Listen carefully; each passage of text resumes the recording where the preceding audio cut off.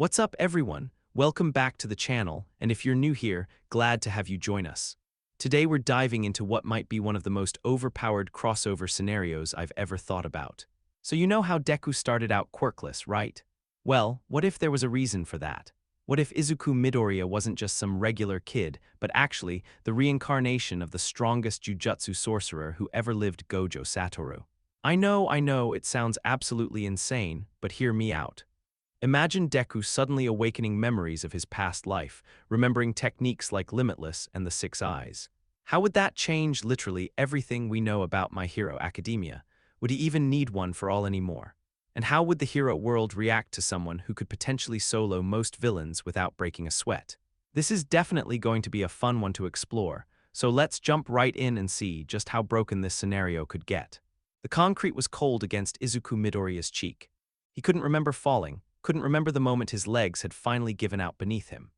1 second he'd been standing in the alleyway behind Aldera Junior High, enduring another of Bakugo's friendly reminders about his place in the world, and the next he was staring at the grimy pavement through blurred vision, tasting copper in his mouth. "Get up, Deku!" Bakugo's voice seemed to come from very far away, though Izuku knew the blonde was probably standing right over him. "I'm not done with you yet," but Izuku couldn't get up.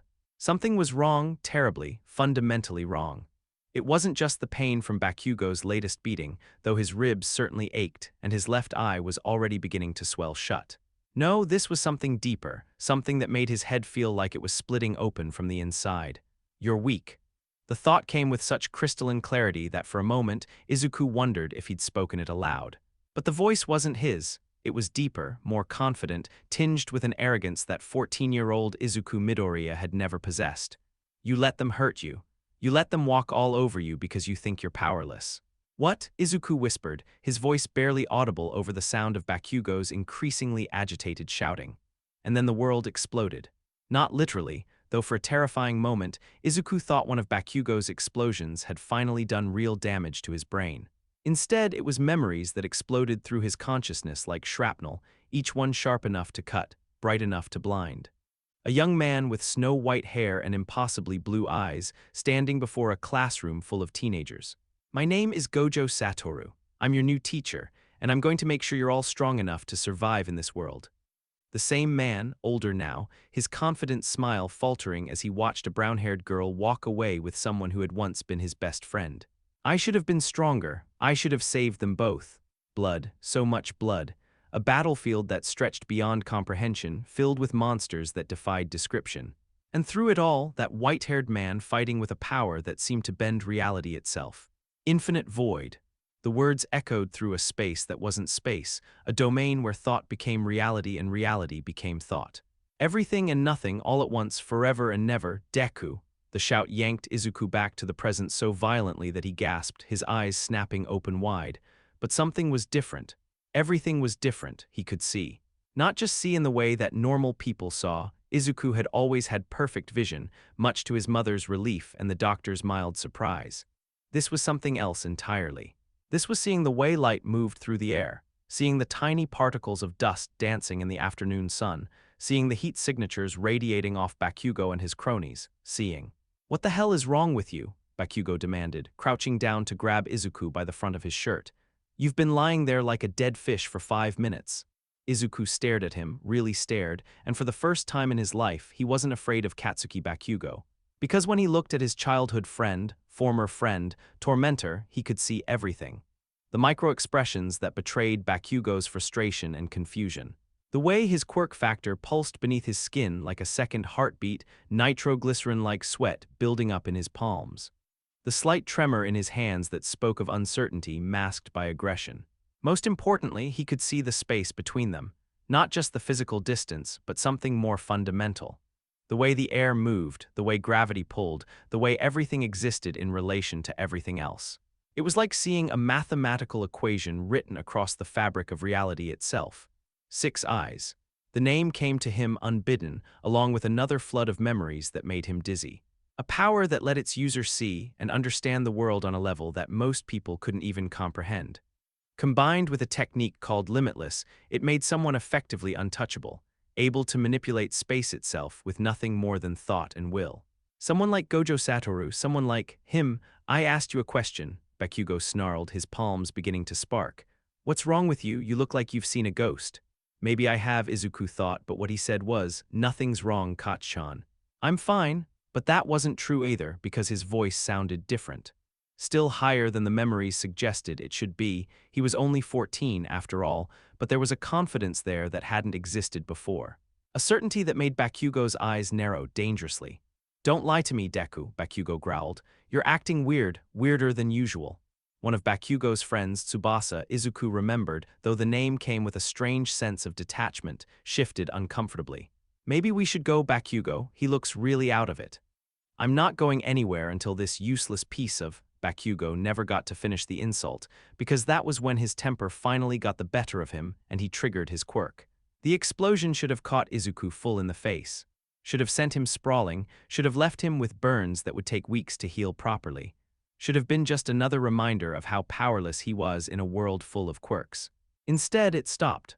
Not stopped, exactly. Izuku could still see the explosion expanding outward from Bakugo's palms, could see the chemical reaction that created the blast, could see the heat and force radiating outward in all directions. But about 6 inches from his face, it simply couldn't proceed any further. It was like the space between them had become infinite. Limitless, the voice in his head whispered, and Izuku knew with absolute certainty that it was right. The power to manipulate space at the atomic level, to bring the concept of infinity into reality. Bakugo stared at the barrier of nothingness that had stopped his explosion, his red eyes wide with shock and something that might have been fear. What the hell, my quirk, Izuku said quietly, the words feeling strange in his mouth. I guess it finally manifested. It was a lie, of course. Izuku didn't understand what was happening to him, didn't understand the memories flooding through his mind or the power he could feel thrumming beneath his skin. But it was easier than trying to explain something he couldn't even begin to comprehend himself. Bakugo took a step back, his hands still smoking. That's impossible. The doctors said you were quirkless. They did the tests. Sometimes quirks manifest late, Izuku replied, getting to his feet with a fluid grace that surprised him. His body moved differently now, more controlled, more aware of itself in space. Sometimes the tests are wrong. Sometimes people die and get reincarnated with the memories and powers of the strongest jujutsu sorcerer in history, he added silently, but that seemed like the sort of thing that was probably best kept to himself. You're lying, Bakugo said, but there was uncertainty in his voice now. This is some kind of trick. Believe whatever you want, Kacchan, Izuku said, and began walking toward the mouth of the alley. I'm going home. He could feel their eyes on him as he walked away, could sense their confusion and shock. But more than that, he could feel the space around him, the way it bent and flowed in response to his will. It was intoxicating and terrifying in equal measure. The walk home passed in a blur of sensations and memories that weren't his own. Every step brought new flashes of another life, teaching students who looked up to him with a mixture of awe and affection, fighting monsters that threatened innocent people, making mistakes that cost lives, being sealed away while the world burned around him. By the time he reached the apartment he shared with his mother, Izuku's hands were shaking and his breathing was rapid and shallow.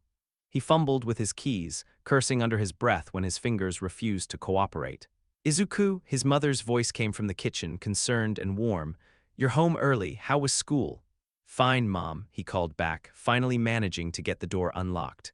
Just tired. He made it to his room before the dam burst. Sitting on his bed, surrounded by All Might posters and hero merchandise that suddenly seemed childish and naive, Izuku buried his face in his hands and tried not to scream. The memories wouldn't stop coming, wouldn't give him a moment's peace to process what was happening to him. Standing over the body of someone who had been like a father to him, knowing that his own arrogance had played a part in the man's death. Watching his students grow stronger while knowing that he might not be able to protect them when it mattered most. The weight of being called the strongest while feeling like the weakest person in the world. The loneliness of being so far above everyone else that genuine connection seemed impossible. And underneath it all, threading through every memory like a poison, was the knowledge that he had failed. That for all his power, for all his strength and skill and confidence, he hadn't been enough. He'd been sealed away while people he cared about suffered and died. Izuku, his mother's voice was closer now, just outside his door. Sweetheart, are you all right? I heard you come in, but you sound. The door opened before he could tell her not to come in, and Inko Midoriya stepped into his room with the worried expression she wore whenever she thought he might have been hurt at school again. "Oh, honey," she said, taking in his appearance. "What happened? Did those boys hurt you again?" Izuku looked up at his mother, really looked at her, with eyes that could see too much, and felt his heart break a little. She was so small, so fragile, and yet she'd raised him alone, worked multiple jobs to keep them afloat, never once complained about the burden of having a quirkless son in a world that worshipped power above all else. How could he tell her that he wasn't really her son anymore? That the boy she'd raised and loved had somehow become someone else, someone with memories of a life that had ended in failure and regret. "I'm okay, Mom," he said instead and tried to smile. "My quirk manifested today, that's all." Inko's eyes widened, and for a moment her face lit up with a joy so pure and bright that Izuku almost started crying again. "Your quirk, really? Oh, Izuku, that's wonderful. What can you do?" He hesitated, trying to think of how to explain limitless in terms that wouldn't sound completely insane. It's hard to describe. Something to do with manipulating space, I think. I stopped one of Bakugo's explosions today." "That's amazing." Inko rushed over to hug him, and Izuku let himself be pulled into her embrace, breathing in the familiar scent of her perfume. "I knew you'd get your quirk eventually. I just knew it." She pulled back to look at him, her eyes bright with tears of happiness. "We should call the doctor, have you properly tested. And we'll need to update your school records and think about what this means for your future. Oh, Izuku, you could really be a hero now." "Yeah," Izuku said quietly. "Maybe I could." But even as he said it, he couldn't shake the feeling that being a hero was more complicated than it had seemed when he was just a quirkless kid with big dreams. The memories of Gojo Satoru were teaching him that power came with a price, and that being the strongest didn't automatically make you the best. That night, after his mother had finally stopped asking questions and gone to bed, Izuku sat at his desk and tried to make sense of everything that had happened. He pulled out a notebook, not one of his hero analysis books, but a fresh one, and began to write. "My name is Izuku Midoriya," he wrote, "but I'm also someone else. Someone who lived and died in a world full of cursed spirits and jujutsu sorcerers. Someone who was called the strongest, but who failed when it mattered most." He paused, pen hovering over the paper. "I don't understand why this is happening to me. I don't understand how it's possible, but I have his memories, his knowledge, his power. The question is, what do I do with it?"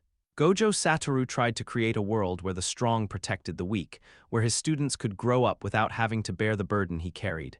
He failed, but maybe I don't have to. Maybe this is a second chance. Not just for me, but for him too. I'm going to be a hero, but not the kind of hero I dreamed about when I was just a quirkless kid. I'm going to be the kind of hero that Gojo Satoru should have been. The kind that doesn't fail the people who matter. Izuku closed the notebook and leaned back in his chair, looking out his window at the city lights beyond. Somewhere out there were people who needed protecting, villains who needed stopping, students who would need teaching. And for the first time since his memories had awakened, Izuku Midoriya, who was and wasn't Gojo Satoru, smiled. It was going to be a long road ahead, full of challenges he couldn't even imagine yet. But he had power now, real power, and more importantly, he had the knowledge of what happened when that power was used carelessly. He wouldn't make the same mistakes twice. After all, he was going to be the strongest hero the world had ever seen. And this time, he was going to do it right. The abandoned beach stretched out before Izuku like a graveyard of society's discarded dreams. Dagaba Municipal Beach Park had once been a popular destination for families and couples, a pristine stretch of sand where children built castles and lovers watched sunsets. Now it was nothing more than a dumping ground, buried under mountains of trash that the city couldn't be bothered to properly dispose of. Refrigerators sat next to broken televisions, rusted car parts mixed with moldy furniture, and the whole mess was held together by a decade's worth of accumulated grime and neglect. It was perfect. Izuku stood at the edge of the debris field, his newly awakened six eyes taking in every detail with almost painful clarity. He could see the molecular structure of the rust eating away at metal surfaces, could track the movement of rats scurrying through the maze of garbage, could even perceive the way the morning sunlight bent and scattered as it passed through layers of dust and pollution. A week had passed since his quirk had manifested, or rather, since Gojo Satoru's memories and abilities had awakened within him. A week of sleepless nights filled with dreams that weren't dreams, of phantom pains from battles he'd never fought, of grief for people he'd never met but somehow remembered loving. Riko Amanai, the name surfaced in his mind like a bubble of poison, bringing with it the memory of a brown-haired girl who'd smiled even when she knew she was going to die. I was supposed to protect her. I was the strongest. I should have been able to save her. but he hadn't saved her. Toji Fushiguro had outmaneuvered him, outfought him, and put a bullet through the star plasma vessel's head while Gojo Satoru stood there, too shocked by his own failure to react in time. Suguru Gito, another name, another wave of guilt and regret, his best friend, his equal, the other half of the strongest. The man who'd snapped under the weight of protecting the weak and decided that maybe the weak weren't worth protecting after all. I should have seen the signs.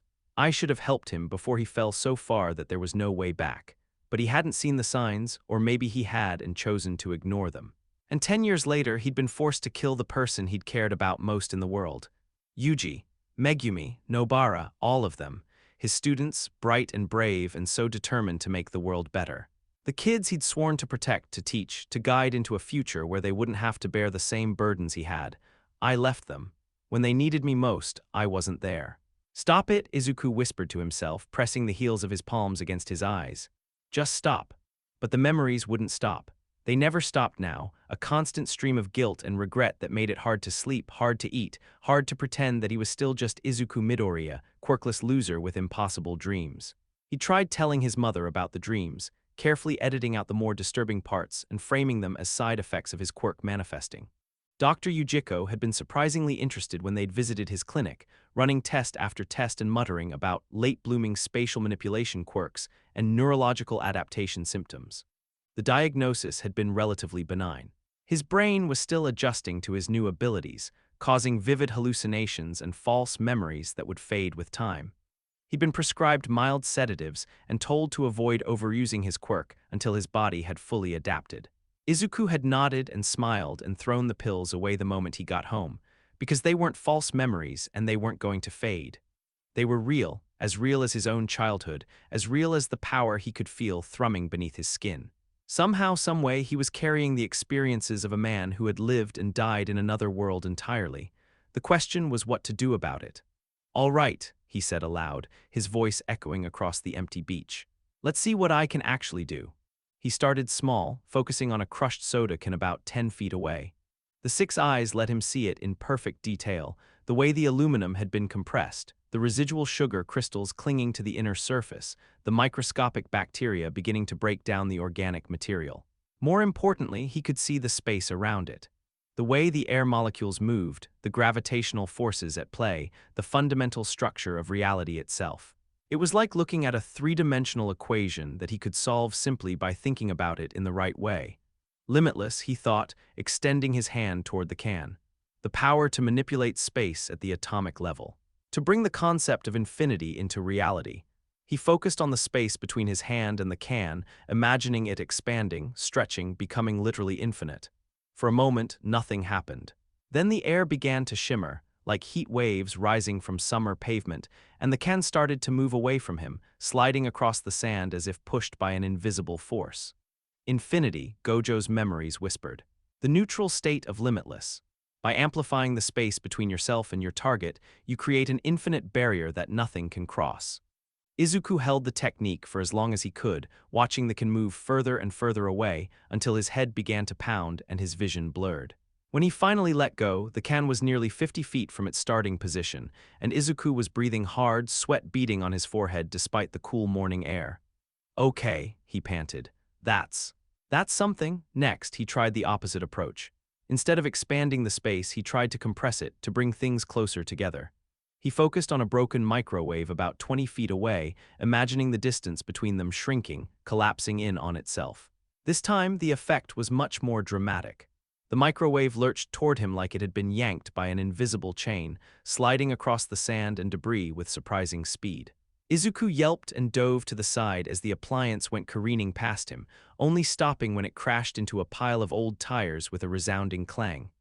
Blue, the memories provided helpfully. The enhanced version of Limitless that creates a powerful attractive force by compressing space. Useful for bringing objects or enemies closer, or for increasing the impact force of your attacks. "Great," Izuku muttered, picking himself up and brushing sand off his clothes. "Good to know I can accidentally turn household appliances into missiles." The third technique was even more dangerous, and Izuku hesitated before attempting it. Red, Gojo's memories called it. The reversal of Limitless that creates a repulsive force by forcibly expanding space. twice as powerful as blue and far more destructive. He focused on a rusty car hood, imagining the space around it expanding violently, pushing outward in all directions. This time, he was ready for the result. The hood shot away from him like it had been fired from a cannon, tumbling end over end through the air before crashing into the far side of the beach with enough force to bury itself 3 feet deep in the sand. The sound of the impact echoed across the water like a thunderclap.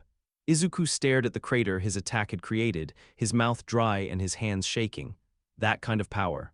If he'd misjudged the distance, if someone had been walking by, if he'd lost control. This is why Gojo was alone, he realized with a sinking feeling in his stomach. This is why everyone was afraid of him, even the people who were supposed to be his allies. How do you get close to someone who could accidentally kill you just by thinking the wrong thought? The training session continued for another hour, but Izuku's heart wasn't in it anymore. Every successful technique just reminded him of how dangerous he was becoming, how easily he could hurt someone if he wasn't careful. By the time he finally called it quits, he was exhausted both physically and emotionally, the weight of his inherited memories pressing down on him like a lead blanket. He was walking home through one of the quieter residential districts when he heard the crying. It was coming from above him, a high-pitched wailing that immediately set his teeth on edge. Izuku looked up to see a small calico cat perched on a branch about 15 feet off the ground, clinging to the bark with obvious desperation. "Hey there," he called softly, and the cat's crying intensified. "How'd you get up there, little guy?" The tree was too tall to climb safely, and the branch the cat was on looked too thin to support a human's weight. Normally, this would be a job for the fire department or a professional hero with a mobility quirk. But Izuku wasn't normal anymore. He glanced around to make sure no one was watching, then extended his hand toward the cat and activated his 6 eyes. Immediately, the world exploded into mathematical precision. He could see the cat's weight distribution, the stress points on the branch, the exact trajectory he'd need to safely bring it down. More importantly, he could see the space between them. This has to be precise, he told himself. Too much force and I'll hurt it, too little and nothing will happen. He focused on the air around the cat, imagining it compressed just enough to create a gentle pulling force. The technique required incredible control. Instead of the raw, overwhelming power he'd been using at the beach, this needed to be delicate, surgical, like threading a needle while wearing boxing gloves. The cat mewed in surprise as it began to float away from the branch, suspended in midair by Izuku's carefully controlled blue technique. Sweat beaded on his forehead as he guided the animal down, fighting to maintain the precise balance of forces that kept it safely suspended. Halfway down, his control slipped. The cat dropped like a stone, and Izuku's heart jumped into his throat. Without thinking, he reached out with red, creating a cushion of expanded space that caught the animal and gently lowered it the rest of the way to the ground. The moment the cat's paws touched the sidewalk, Izuku's vision grayed out and he stumbled, catching himself against the tree trunk. His head was pounding, his body felt like it was made of lead, and there was a metallic taste in his mouth that he was pretty sure was blood. The price of precision, Gojo's memories whispered. Anyone can throw around raw power. It takes real skill to be gentle. The cat, apparently none the worse for its adventure, rubbed against Izuku's legs and purred loudly before trotting away with its tail held high. "You're welcome," Izuku muttered, wiping a trickle of blood from his nose. He was still recovering from the rescue when a familiar voice called out from behind him. "That was quite impressive, young man." Izuku turned, expecting to see a civilian who'd witnessed the cat rescue. Instead, he found himself face to face with a walking skeleton wearing an oversized yellow suit. No, not a skeleton. The 6 eyes cut through the illusion instantly, revealing the truth beneath the facade.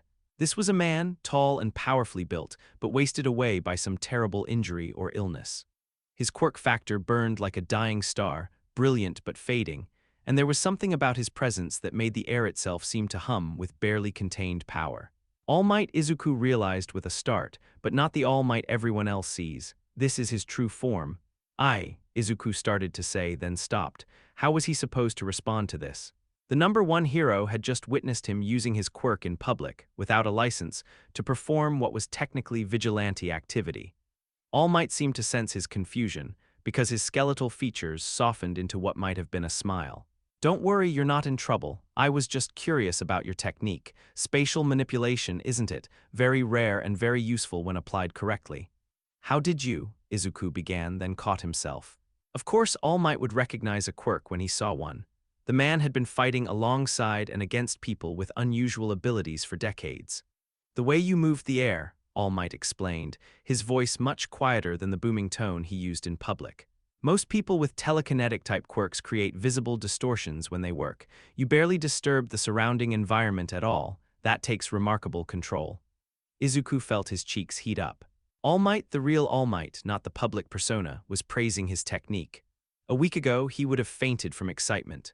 Now, with Gojo's memories weighing on his mind, all he could think about was how dangerous that remarkable control could be when applied to combat. "Thank you," he said quietly. "I'm still learning how to use it properly." "How long since it manifested?" All Might asked, settling into a more casual posture that somehow made his gaunt frame seem less intimidating. "About a week." The lie came easily now. "It's been an adjustment," All Might nodded sagely. "Late bloomers often have the most interesting quirks. The extra time allows for more complex development." He paused, studying Izuku with sharp eyes.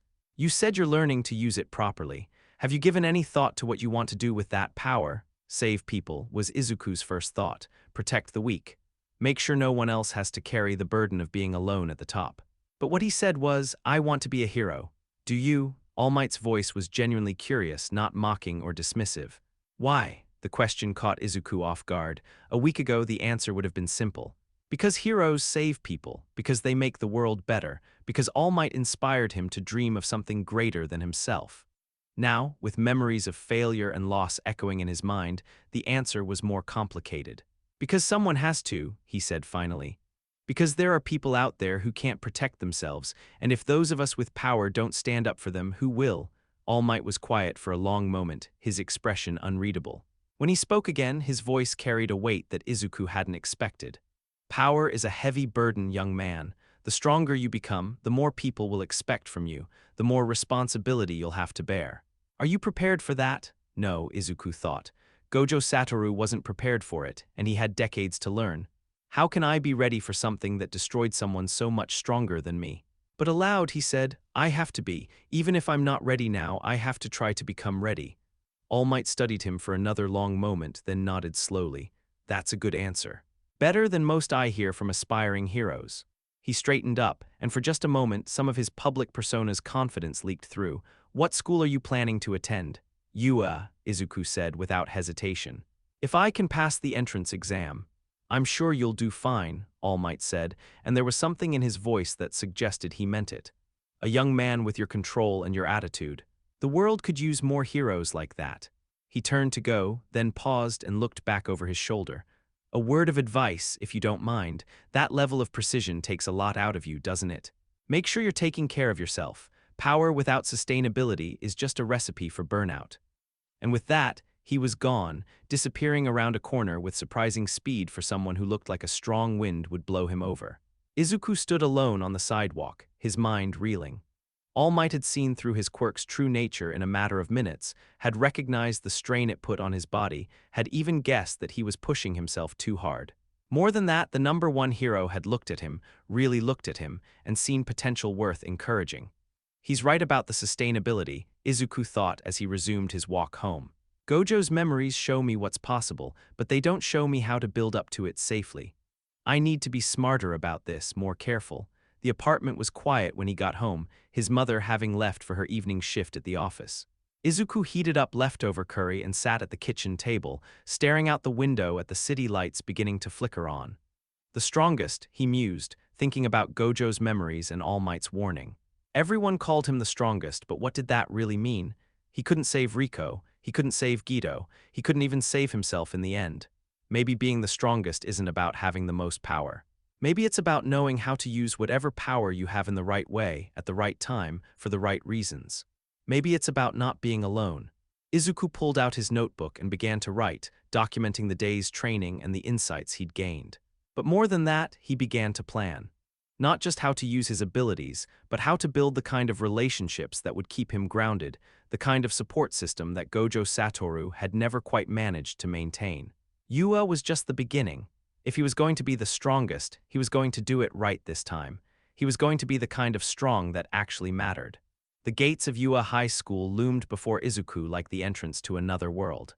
He stood among the crowd of aspiring heroes, each one radiating confidence and determination in their own unique way. Some were already showing off their quirks. A girl with pink skin and horns was doing acrobatic stretches, a boy with engines in his legs was checking his calf maintenance, and someone with a bird head was preening their feathers nervously. 3 weeks had passed since his encounter with All Might, 3 weeks of careful training and meticulous preparation. Izuku had spent every spare moment at Dagaba Beach, pushing his limits while learning to control the incredible power that Gojo Satoru's memories had awakened within him. The results had been educational.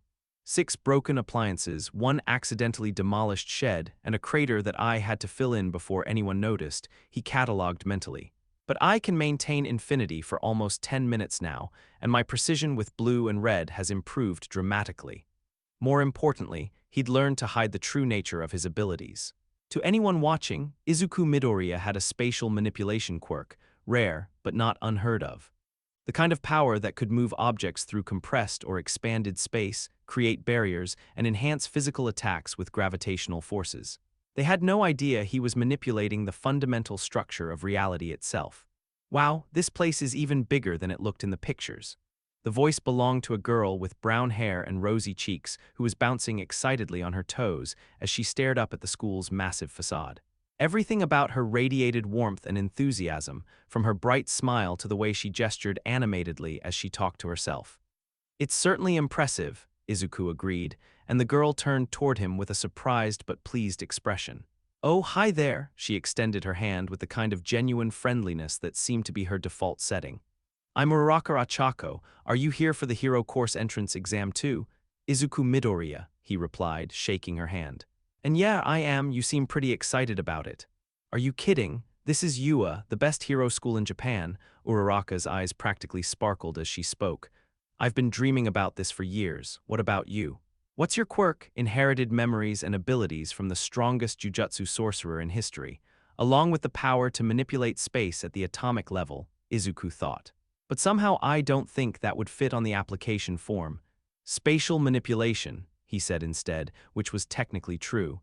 "I can compress or expand the space around objects to move them or create barriers." "Still figuring out all the applications, though."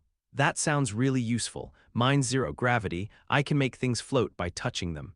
Uraraka demonstrated by tapping a small stone and sending it drifting upward. "I'm hoping it'll be good enough to get me into the hero course, but there's so much competition." Before Izuku could respond, a new voice cut through their conversation like a blade. "Excuse me. You there, with the green hair?" They turned to see a tall boy with dark hair and glasses approaching them with purposeful strides. Everything about him screamed, serious student, from his perfectly pressed uniform to the way he held himself like he was perpetually at attention.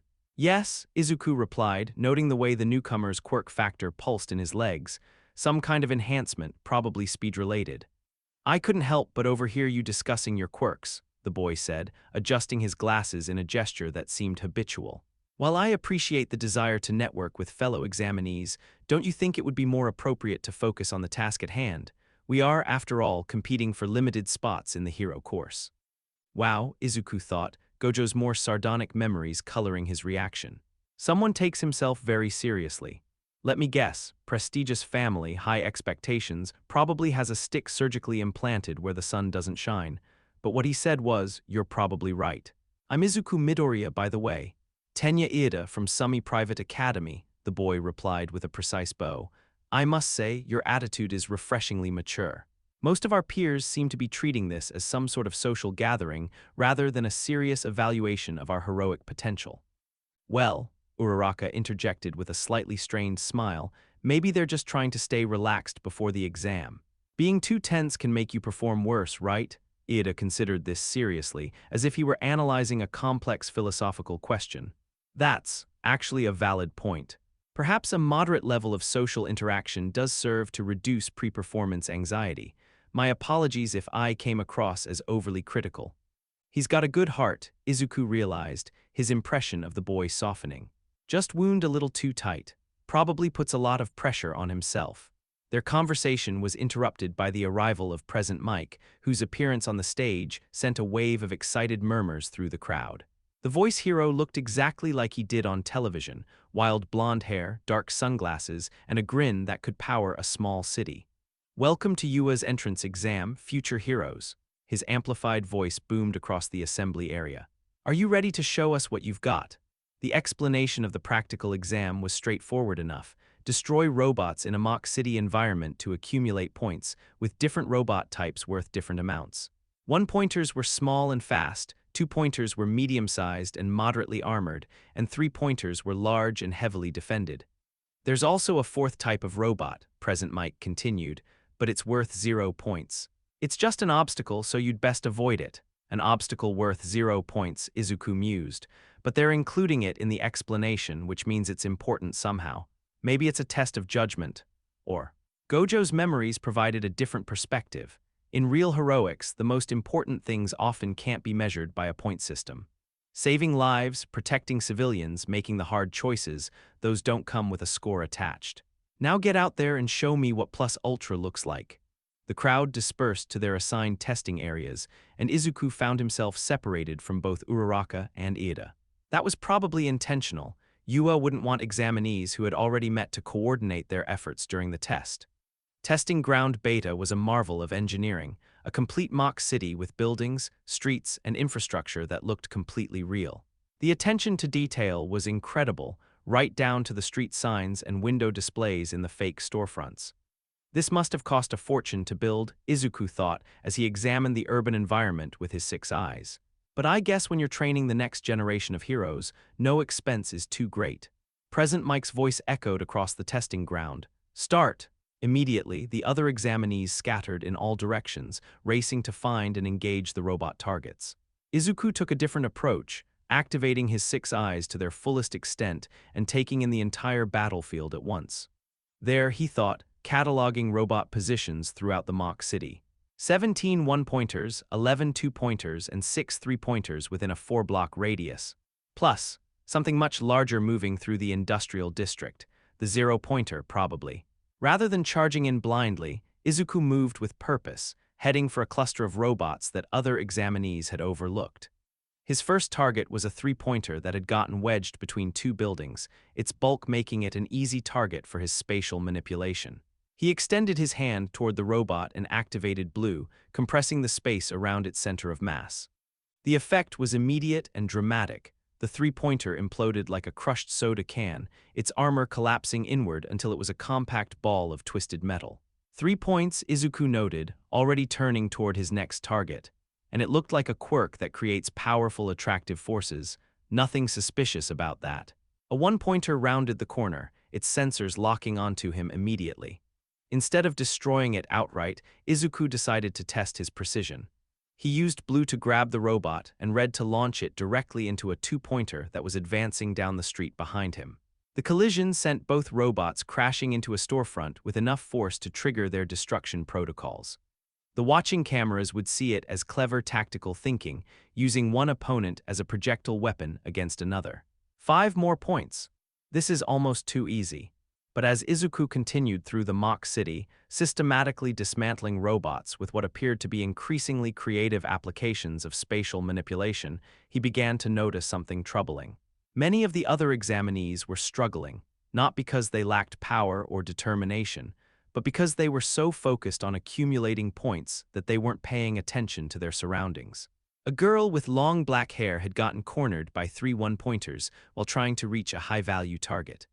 A boy with a mutation quirk that gave him extra arms was being overwhelmed by robots coming from multiple directions at once. Another examinee had gotten trapped under some debris when his overpowered attack brought down part of a building. This is what Gojo meant about the burden of being strong, Izuku realized. When you have the power to help, can you really just focus on your own score?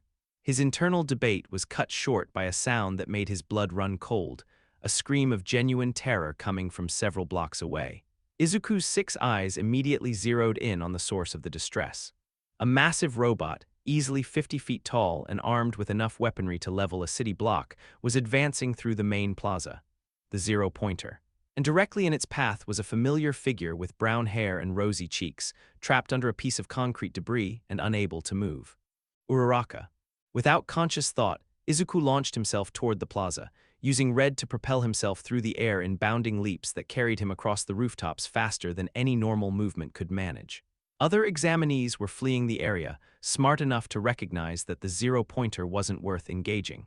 But Izuku wasn't thinking about points anymore. He landed in the plaza just as the zero-pointer raised one massive fist to crush the trapped girl. Time seemed to slow as his 6 eyes analyzed the situation. Uraraka's leg was pinned under debris that would take precious seconds to move. The robot's attack was already in motion, and there were at least 6 other examinees in the immediate blast radius who would be caught in the collateral damage. Not again, Izuku thought, Gojo's memories of failure flooding through him. I won't fail to protect someone again. He extended both hands toward the zero-pointer and unleashed the full power of red. The repulsive force hit the massive robot like an invisible tsunami, sending it staggering backward with enough force to crack the pavement beneath its feet. But Izuku wasn't done. He switched to blue, compressing the space around the robot's center of mass, and began to pull. What happened next would be talked about in UA faculty meetings for years to come. The zero-pointer, all 50 feet and several tons of it, was yanked through the air like a toy. It flew in a perfect arc over the plaza, over the surrounding buildings, and crashed into the designated safe zone at the edge of the testing ground with an impact that registered on seismographs throughout the city. For a moment, the entire testing ground fell silent. Then Izuku collapsed. The strain of manipulating that much mass over that distance hit him like a physical blow. His vision grayed out, his legs gave way beneath him, and he tasted blood in his mouth as his body reminded him that even infinite power had limits when filtered through human biology. Through his blurred vision, he saw Uraraka hobbling toward him, her leg freed from the debris but obviously injured. "Are you okay?" she asked, her voice tight with pain and concern. That was incredible. You saved everyone. Are you hurt?" Izuku managed to ask, forcing himself to focus on her instead of his own exhaustion. "Just bruised, thanks to you." Uraraka's smile was radiant despite her obvious discomfort. "Seriously, that was the most amazing thing I've ever seen. Your quirk is incredible." Before Izuku could respond, Present Mike's voice echoed across the testing ground. "Time's up. Pencils down, robots off." The practical exam was over. Later in the UA faculty observation room, "Play it again," Aizawa said, his tired eyes fixed on the monitor showing Izuku's final rescue. Nezu obligingly rewound the footage, and once again they watched the green-haired boy launch a 50-ton robot through the air with what appeared to be nothing more than a gesture and force of will. The initial analysis suggests his quirk creates attractive and repulsive forces by manipulating spatial density, Nezu explained, his paws dancing over the keyboard as he pulled up additional data. But the power output here is extraordinary. Most spatial manipulation quirks can move a few 100 pounds at most. This boy just relocated a zero-pointer. "It's not just the power," All Might interjected from his position at the back of the room. He was in his true form, having dropped the public persona the moment the doors closed. "Look at his technique. He didn't just throw the robot away, he calculated exactly where it needed to go to avoid collateral damage. That level of precision under pressure suggests extensive training, or exceptional natural talent," Midnight added, reviewing her own notes. His written exam scores were excellent too.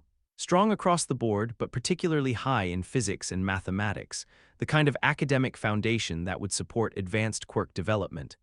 Aizawa leaned forward, studying the footage more closely. "There's something else. Watch his eyes during the rescue." They watched as the camera zoomed in on Izuku's face during the crucial moment. His green eyes seemed to glow with an inner light, and for just an instant they appeared almost otherworldly. "Mutation-type enhancement," Vlad King suggested. "Some kind of analytical quirk component." "Maybe," Aizawa said, but his tone suggested he wasn't convinced. "Or maybe there's more to young Midoriya than meets the eye." "Speaking of which," Nezu interjected, "what about his combat score? He destroyed 15 robots before the rescue incident, putting him in the top 5 performers. But more importantly," the principal switched to a different camera feed, showing Izuku's systematic approach to robot destruction throughout the exam. He never used excessive force until the rescue. Every attack was precisely calibrated to disable his target without causing unnecessary damage to the surrounding environment. That suggests remarkable control and tactical thinking. "The boy has potential," All Might said quietly, "but I'm concerned about his self-preservation instincts. He didn't hesitate to push himself to the breaking point to save that girl. That kind of self-sacrifice can be admirable in a hero, but it can also be dangerous if not properly channeled." Aizawa nodded grimly. "We'll need to keep an eye on him, Power like that in the wrong hands could be catastrophic, and even in the right hands, it comes with risks. Which is why we'll make sure he receives proper guidance, Nezu said with the kind of smile that suggested he was already making plans. After all, US specializes in turning raw potential into heroic excellence. The faculty meeting continued, but the consensus was clear. Izuku Midoriya would be accepted into Class 1A, and his development would be watched very carefully indeed. Meanwhile, outside the testing ground, Izuku sat on a bench near the exit, still recovering from his exertion and waiting for his mother to pick him up. The other examinees had mostly dispersed, heading home to wait for their results, but a few had lingered to compare notes on their performances. Midoriya, he looked up to see Uraraka approaching, moving carefully on her injured leg but smiling nonetheless. "I wanted to thank you again," she said, settling onto the bench beside him. "What you did back there. You saved my life, probably saved a bunch of lives, actually." "Anyone would have done the same," Izuku replied, though privately he wasn't sure that was true. Most of the other examinees had been running away from the zero-pointer, not toward it. "No, they wouldn't have," Uraraka said firmly.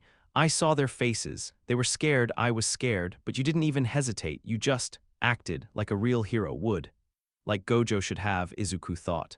Like he would have if he'd been better, stronger, smarter. "I hope we both get in," Uraraka continued.